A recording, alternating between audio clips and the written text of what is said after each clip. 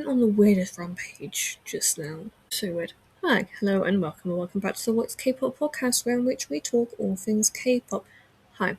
So, today we're talking about aespa's My World EP that they released back in 2023. So, yeah, we're just gonna get on with it, and hopefully nothing else happens. So, My World is the third EP by aespa, released on the 8th of May 2023, consisting of 6 tracks, including Welcome to My World and Spicy. And it was very different to aespa's previous discography when it was released. However, they have continued on with less of the SMCU and more of just, well, it's less of like the forefront and more of the background now, which I actually quite like. So yes, first up we have is Welcome to My World, featuring Narvis, but technically not featuring Narvis because Narvis is just in the music video, which is fine. It's whatever. It is what it is at this point. And I said when I was writing my notes when I was listening to the songs, it reminds me of holiday parks, and it reminded me of this one holiday that we went on. It was all four of us. It was back in dear, I've done it again. I want to say it was about 2011. I think it was when my mum was doing a lot better because she was quite ill during that time, and for our big summer holiday, because we would usually go to like a nearby holiday resort in the April time, but in like late July, early August. So like around about this time of the year, we would go on holiday to somewhere further afield. And because of the fact that my dad, he's from Exeter, right?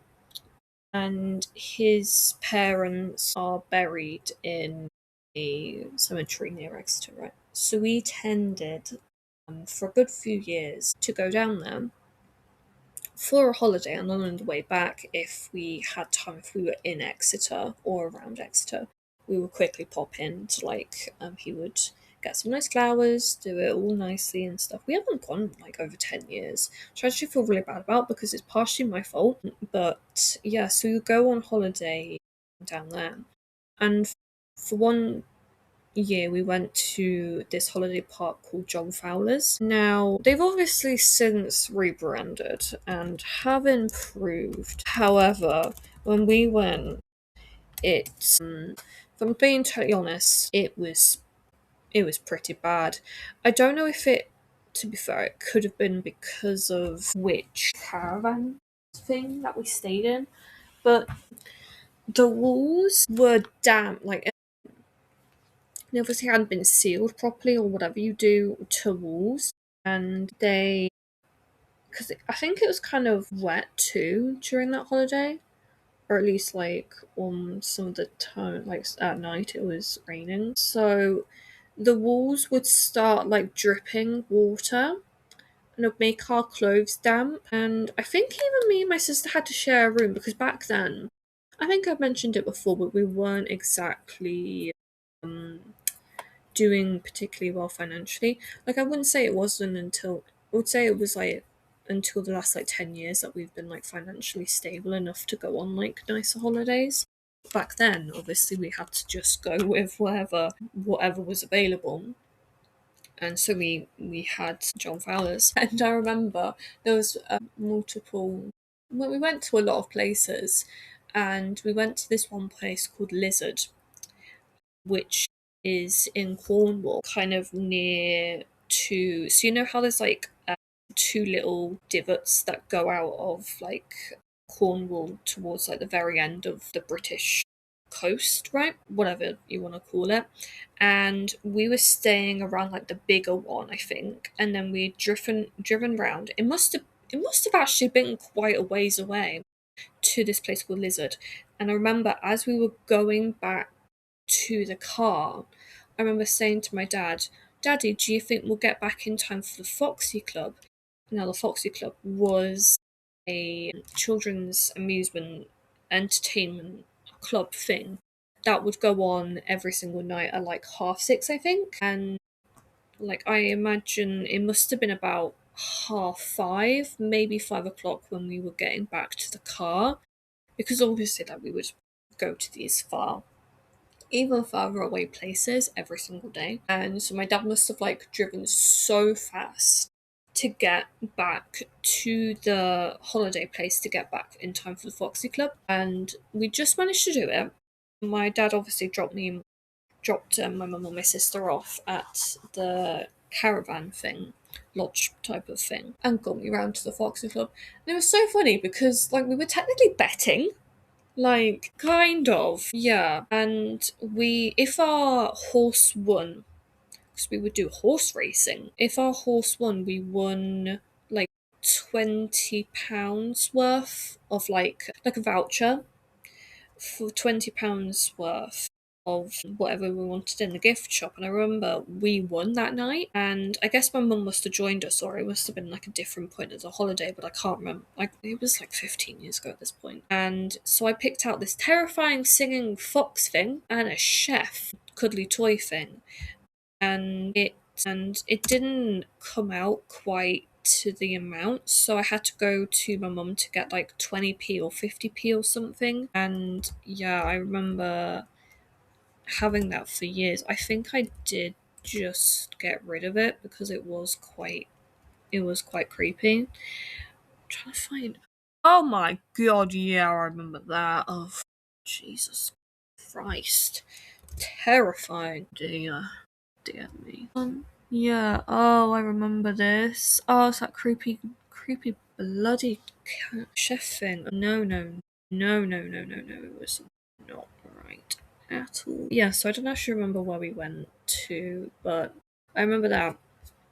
And then later on in the holiday, like as we were going back home, I remember we would EastEnders had just started, so it was like 8 p.m, right? And because of where we live quite a ways away from Cornwall, and so we left then because we didn't want to like go with the rush at like 10 a.m, because obviously with Cornwall being quite, out of the way, there's only like so many motorways you can go down.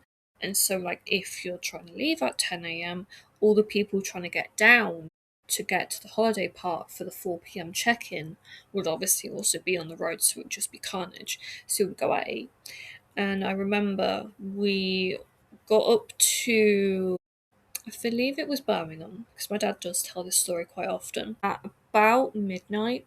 And I remember clocking my head on the glass partition bit, like out of, like, because obviously it's like all well, words partitioned off for like the section of the Costa. So yeah, that was a good end to that holiday. Yeah, leaking walls, hit my head, and managed to get creepy fox toy. Yeah. So I also wrote down "Welcome to aespa's fan world," and I read a comment where it's like it's creepy but gentle, and it's like a hug. Like I was saying, it's like a hug, but then also you're being pushed into a world that you don't really, that I'm like not too sure if I want to go into. I also loved Ning Ning's visuals in the music video, and it would be really good in a film. Like a few people suggested, and we need more Giselle singing. I honestly love her singing; it's really nice. And that was 9 out of 10. Spicy next, 7 out of 10. Very loud, very loud. I like it, but I don't. I like different summer songs. Summer to the Max, it reminds me of the school summer holidays, particularly the ones that I would. So, like, we're in the 6 weeks holiday now. That's what quite a lot of British people refer to it as. And yeah, I remember we would have. I don't know if it was like a full week. Yeah, it must have been like a full week of being at home after the summer holidays like started. Then we would go on holiday, and then we would pretty much have a month off of like when we wouldn't obviously be doing anything. My dad would go to work, and my mum would like, oh, it's so fun. My mum used to obviously do the weekly shop on a Monday, and she'd actually take me shopping with her, and it used to be so fun. I wish I could do that now, but I'd be too anxious. But yeah, I loved doing that. Yeah, and we would go on like cute little adventures in the day, and it was really nice. I had. I'm not saying that other kids' upbringings were nice, but I had a lot of mum time during the holidays, and then like during the weekends. like term time, and like Fridays in particular I had a lot of dad time. My parents are together, I should clarify. My parents are happily married, but because of my mum's like shift work, she worked consistently when we were younger, Thursdays and Friday nights. And so yeah, I actually didn't realize this, but my mum would like get up to come and get us from school, and then she'd go back to bed for like an hour after dinner. Didn't know that. And then obviously she would have the night on Friday, and then we would have to go to childminders. So yeah, it was, yeah, I don't know. It's like weirdly nostalgic. I like it. And there is a bit in the background that I noticed that sounds a bit like Welcome to My World, and so I just thought I'd note that down. I absolutely loved all the outfits, and at least we have Yuhi.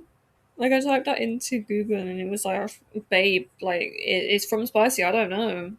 I don't know anymore. Next we have is Salty and Sweet. I gave that a 5 out of 10. Yet another MV. We love SM's budget. I don't love the chorus where it's like salty and sweet. Like, I really just did not appreciate that on the ears.